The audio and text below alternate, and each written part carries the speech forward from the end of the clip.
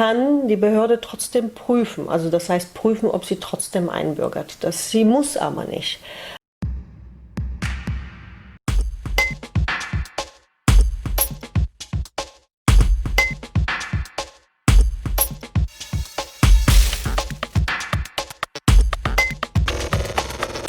Du hast gesagt, dass es zwei Arten von Einbürgerung gibt. Was ist der zweite Art? Naja, das ist sozusagen eine Abweichung oder eine weichere Art als die erste. Die erste haben wir gesagt, es besteht ein Anspruch darauf. Wir Juristen sagen dazu, die Ist-Einbürgerung. Es ist einzubürgern. Es gibt aber auch die Kann-Einbürgerung. Das ist die Ermessenseinbürgerung. Wenn bestimmte Punkte von diesen vielen Punkten, die ich genannt habe, nicht erfüllt sind, in dem Zeitraum, also in dem Zeitpunkt der Einbürgerung nach den 8 Jahren, dann kann die Behörde trotzdem prüfen. Also das heißt prüfen, ob sie trotzdem einbürgert. Sie muss aber nicht. Das ist eine Ermessensentscheidung.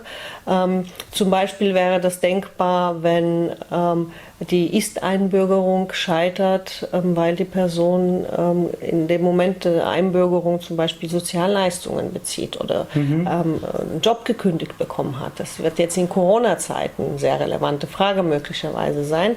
Dann kann nicht die Ausländerbehörde, sondern da kann die Behörde prüfen, ob sie nicht trotzdem einbürgert. Auch die Ermessenseinbürgerung verlangt, dass der Unterhalt gesichert ist. Aber auch hier gilt ganz wichtig, dass eben diese 8 Jahre, die sich dann auch hier auf 7 oder 6 Jahren verkürzen oder 3 Jahren,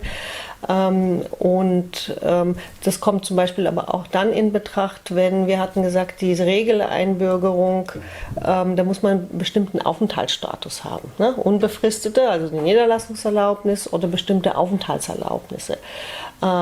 Und da sind zum Beispiel Kontingentgeflüchteten oder nach Resettlement, also Geflüchteten aufgenommen, oder auch andere Aufenthalte, auch humanitäre Aufenthalte, die hatten keinen Anspruch auf Einbürgerung nach der Regel, also der Paragraph 10. Und da kann die Behörde gucken, ob sie nicht trotzdem nach Ablauf der 8 Jahre und den ganzen anderen Voraussetzungen, auch Sprache zum Beispiel ist eine Voraussetzung, dich trotzdem einbürgert.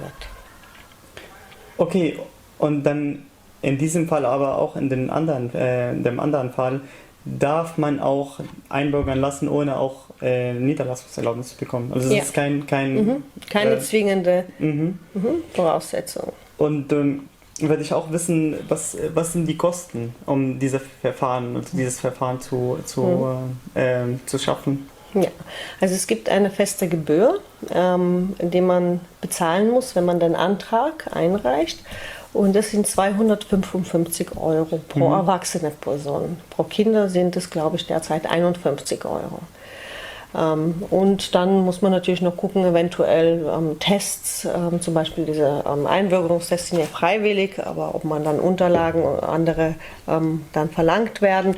Aber das, was die Behörde verlangt für die Einbürgerung, für das Verfahren, was sie durchführt, sind diese 255 Euro für Erwachsene und 51 Euro für Kinder. Die Syrer oder Iraker oder andere, die 2015 eingekommen sind in dem Land, sie sind schon Hunderttausenden von Leuten. Also kann das sein, dass 2023, dass alle auf einmal